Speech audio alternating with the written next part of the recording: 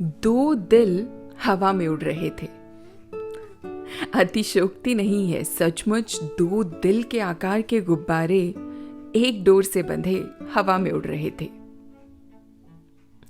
आज modern enclave के ऊपर का आसमान लाल गुब्बारों की फौज ने हथिया लिया था।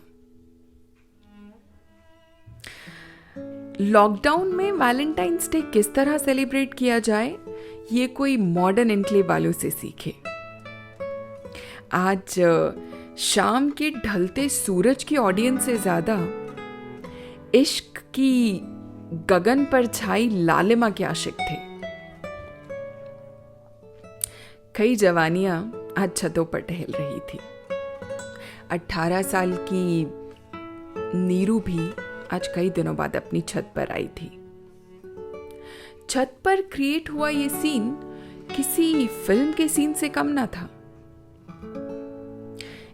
एक गुब्बारे की जोड़ी पर नीरू एंड अक्षय लिखा था।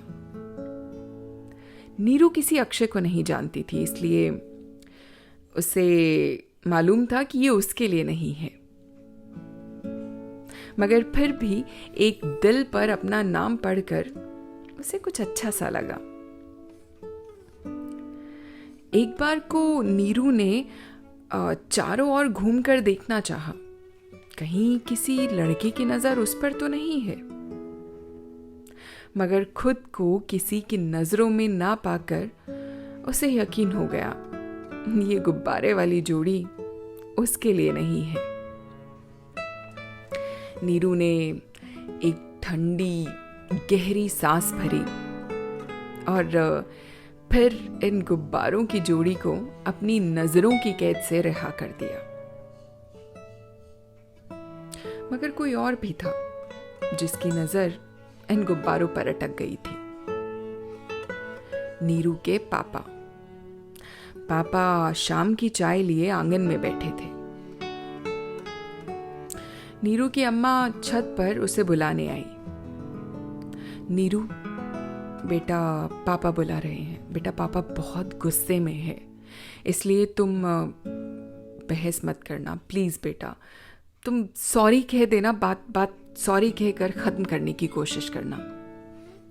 नीरू कुछ समझ नहीं पा रही थी, आखिर वो ऐसा क्यों करे। अम्मा, गुस्से की वजह क्या है? वजह? तुम वजह पूछ रही हो? तुम्हें शर्म नहीं आती नीरू?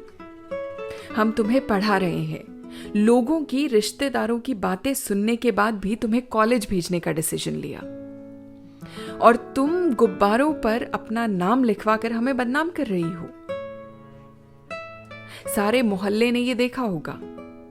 ऐसी ही बेशर्मी करनी थी तो हमसे पहले कह देती नीरू।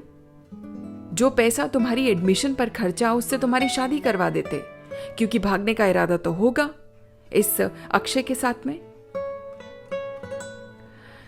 नीरू ने पापा को सफाई पेश करते हुए कहा, पापा मैं इस अक्षय को, इनफैक्ट मैं किसी अक्षय को नहीं जानती पापा, आपको कोई गलतफहमी हुई है। नीरू का इतना कहना था कि पापा का हाथ नीरू पर उठ गया। तमाचा इतनी जोर का था कि नीरू के आंसू निकल आए। नीरू ने पापा के पीछे खड़ी सहमी खड़ी अपनी अम्मा की ओर देखा। अम्मा ने होठों पर उंगली रखकर उसे चुप रहने का इशारा किया, मगर नीरू ने पापा की आंखों में आंखें डालकर उनसे एक साधारण सा सवाल किया, पापा 1000 से अधिक आबादी वाले हमारे इस मोहल्ले में क्या सिर्फ एक ही नीरू रहती है?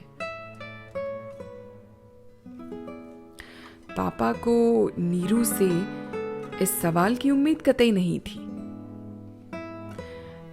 उन्हें समझ नहीं आया कि वो इसका जवाब क्या दें, मगर वो तिल मिला गए और तिल मिलाहट में उन्होंने नीरू पर फिर हाथ उठाना चाहा, मगर इस दफा नीरू ने हाथ बीच ही में पकड़ लिया। पापा कुछ बड़बड़ाते हुए नीरू से अपना हाथ छुड़ाकर सीढ़ियां नीचे उतर आए। अम्मा हमेशा की तरह पीछे रुकी रही सफाई पेश करने के लिए। नीरू बेटा, पापा को बुआ के भागने का गहरा सदमा पहुंचा है,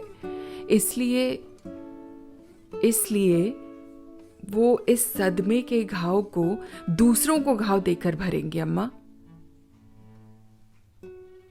और अम्मा, बुआ 15 साल पहले अपनी मर्जी से घर छोड़कर गई थी।